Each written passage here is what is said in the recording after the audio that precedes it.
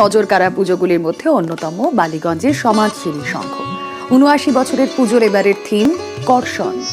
ইট, কাঠ, পাথরের সভ্যতা থেকে কৃষি কাজে ফিরে যাওয়ার বার্তা দিতে চলেছে এই বারোয়ারি পুজো।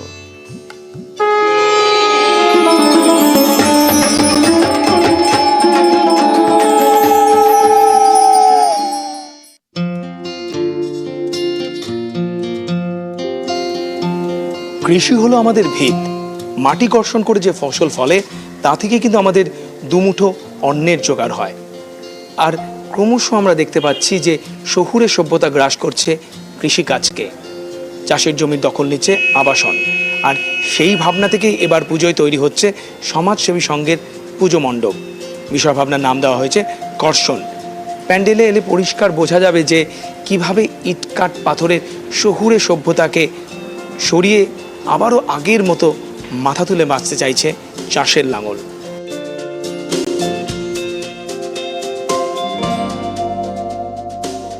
আমরা দেখতে পাচ্ছি যে আমরা কিন্তু আজকে যারা এই শহরে বাস করি, ক্রমশ যেন আমরা সেই জীবনধারাটা আমরা পাল্টে ফেলেছি। আমরা এখন আর সেই গ্রামের জীবন বা সেই শস্যের যে জায়গাগুলো সেগুলো ভুলতে বসেছি, যার জন্য আমরা এখন আবাসন তৈরি করে ফেলছি।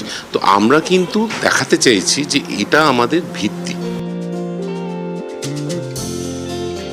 এই জায়গাটা ভুললে চলবে না যে নেচার আমাদের জীবনের একটা অঙ্গ, নেচারকে ভুলে গেলে চলবে না। তো সেইটাই আমরা তুলে ধরেছি এবং কৃষকদের জীবন ধারণের জায়গা, যারা যেখানে যেখানে ঢেকি চলে, ঢেকির তাল থাকছে, জলের গান থাকছে, ঢেকির গান থাকছে, আমরা এই পরিবেশটাকে পুরোপুরি তুলে ধরার চেষ্টা করেছি।